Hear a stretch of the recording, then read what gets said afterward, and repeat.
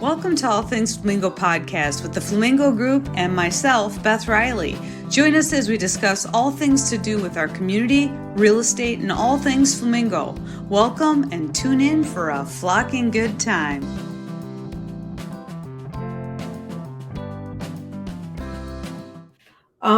When we start talking about onboarding, one of the biggest things is when people are trying to hire a VA, they have a very hard time finding somebody, which is what we'll talk about later because we know how to find people. That's Workamingo. That's going to be our new business.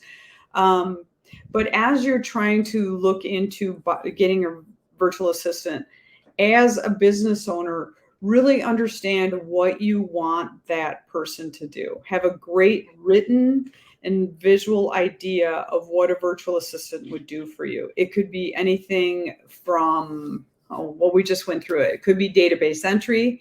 It could be actually answering phones where everything's forwarded to your virtual assistant so that they can answer phones and divvy tasks out accordingly. There's a ton of stuff that a virtual assistant can do for you. Anything that can be done online, you probably could work into having a virtual assistant do it for you. So the best thing is to write down what you want this virtual assistant to do and to have a very clear idea. The next level is to do a training video or to have a video of what you want their skills to be. We're not trying to get you to hire somebody fast right away, but we are trying to get you to say, okay, what do you really want this person to do? And like myself, as you understand the level of talent of the person that you're working with, you can then expand the task to them. So like the Flamingo Group, we started with one virtual assistant, and then we had Jean was working more than her 40 hours, and that's when we brought on Christine. We also started to look at their personality types. We did DISC analysis and testing to get them to know, oh yeah, this person would be great for data entry or for a more task detail oriented, or this person's a little more creative and probably be better for social media. So as we go through the onboarding process, orientation and introduction, this would probably be Jean. You would probably talk a little bit about how are we bringing people on and how are we orienting them to be a great hire. Mm-hmm. Yeah.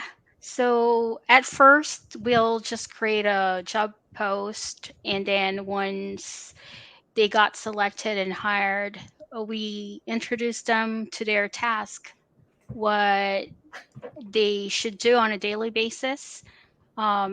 Like Christine and the other VAs we hired, they're required to send their start of day and end of day report, and then we evaluate them. Also give them feedback for them to improve. So that's the orientation. So they know what to expect and they know what to do before they start. Um, that's it. Number 2, team and tools introduction. I think that this is also interesting too, because we have to know how to work with a virtual assistant. Doing it all through email is just, that gets kind of crazy. So what we noticed, or what we found to be a really great tool, is that we started to use Teams. I think the other one would be, there's a couple different things similar to Teams, but Teams seems to be the best because you can do messaging, you can drop video, you can have video chat. It's a whole environment just for you and your virtual assistant to have a platform to talk to each other. It also has an area that you can put files in. Is there anything else Correct. missing on that? Yeah, you can organize the files, create folders. Because compared to like Ring Central, you're not able to do that. You cannot organize the files as what you can do on Microsoft Teams. It has a lot of features for teams so they can collaborate, and then also upload a lot of files and photos for the members. To have them all in one place. Correct. Yeah, it makes a big difference. I thought that Mhm. that was a game changer for us as soon as we went on Teams. And Teams also can be on your phone and everything, so nothing's just sitting only on your computer.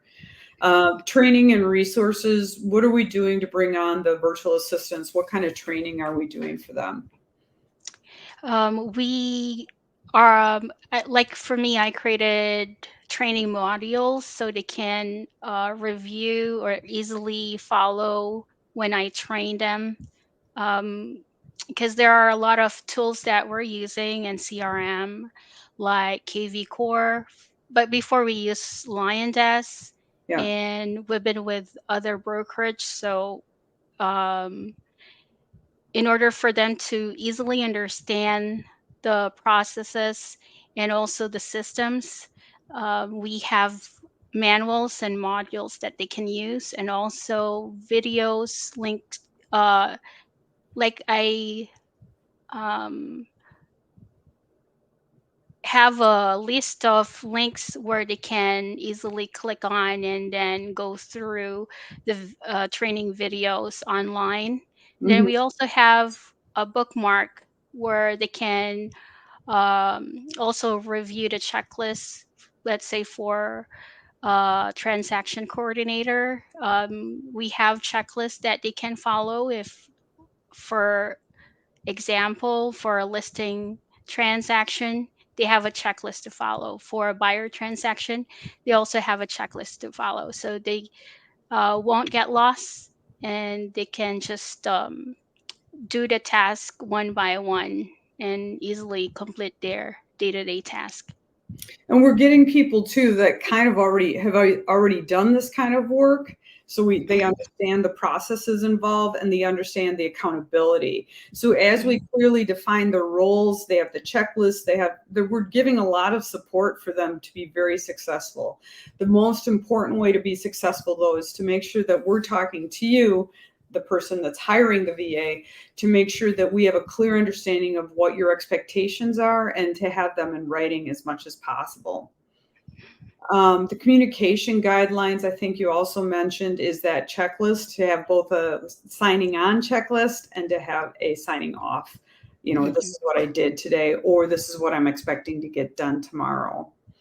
mhm. Um, I liked the gradual integration. I think, Christine, when you started on, you came on just for social media and you were really cleaning up everything to make sure that we were consistent.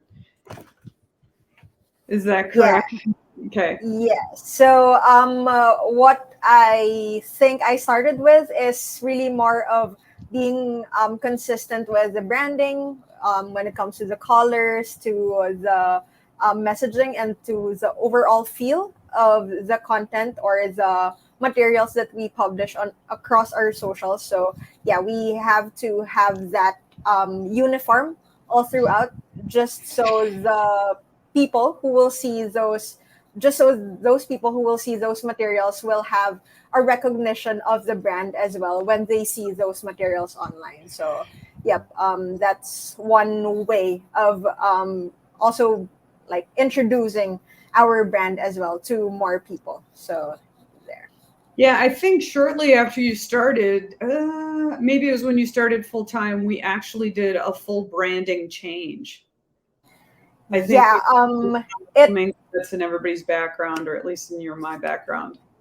Yep. I think that was when I joined full time. Yes. So we started doing a clean look for all of our social media materials, since according to some research that I found online, like a cleaner look, for example, for the cards that we publish online, is more appealing than those who have like too much noise on the cards that are Mhm. published. So yeah, that's also what we did across all our socials, and all the materials that we also use for our other marketing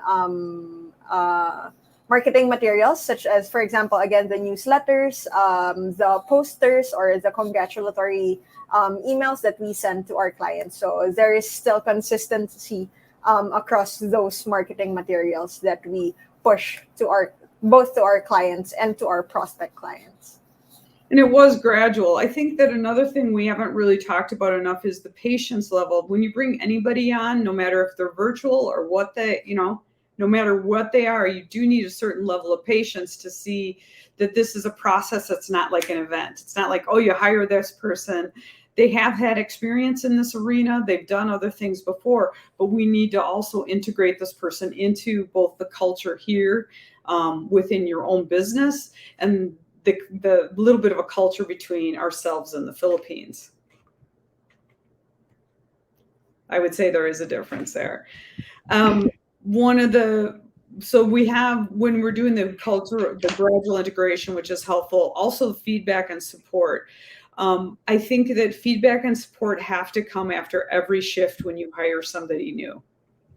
That would either come back to us, the Workamingo, or also between yourself and the virtual assistant. Right. So you think the feedback cycles need to be shorter and more really clear in the beginning. The other area too is cultural integration. So when we talked about feedback support, I thought that was a classic Filipino-American response. Just now was, I think that feedback, you have a very kind culture and you speak very well to one another. Americans can be abrupt. They also sometimes think that a text message is clear. It's not. That's classically the problem with text messaging. It is not clear. It holds no emotion, and you do need to get on video. I do think that to make the bridge happen and to make it successful, to overcome some cultural differences between yourself and the Philippines or your virtual assistant, it is always good to get on video because it adds that extra layer of reading one another, getting basic eye contact, and kind of knowing, okay, how's it going? What could I do differently? And creating those avenues of communication so that the more trust I found between us as a team and also, of course, Dan, I think creativity increased. Yeah. Yeah, and I think what has been helpful for our team too is our weekly team meetings.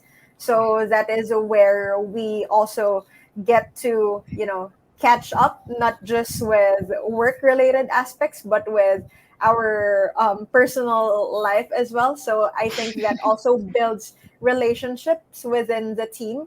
And again, yeah, we are able to understand more of the cultural differences and the things that Americans do enjoy and the things that Filipinos do enjoy. So yeah, I think also that's one aspect that is also crucial when it comes to managing remote teams.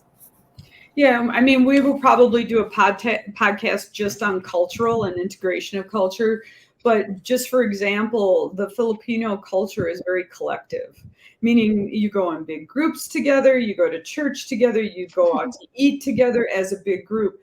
That doesn't always happen. We're somewhat of an individualistic society, as you know. We're very individualistic. We don't do that kind of stuff. I think we're starting to go back towards that direction because I think that COVID changed us a bit. I think we became very lonely people and we would like to go back to being around our family and friends more often and doing things that is a little bit more, we want to be a part of something. But I think it is changing. We are dedicated to providing you top-notch virtual assistant services to individuals and businesses of all sizes. So our mission is to make high-quality assistance accessible and affordable with a focus on professionalism, integrity, customer satisfaction, and we strive to exceed expectations and deliver reliable solutions. We'll be really excited to start talking to you. As you have questions about virtual assistants, please contact us. We have the info line there or email there, and to have an idea of what you want to do, we can give you an analysis and pricing accordingly. Thank you for your time. Thank you for tuning into All Things Flamingo, and have a flocking good day.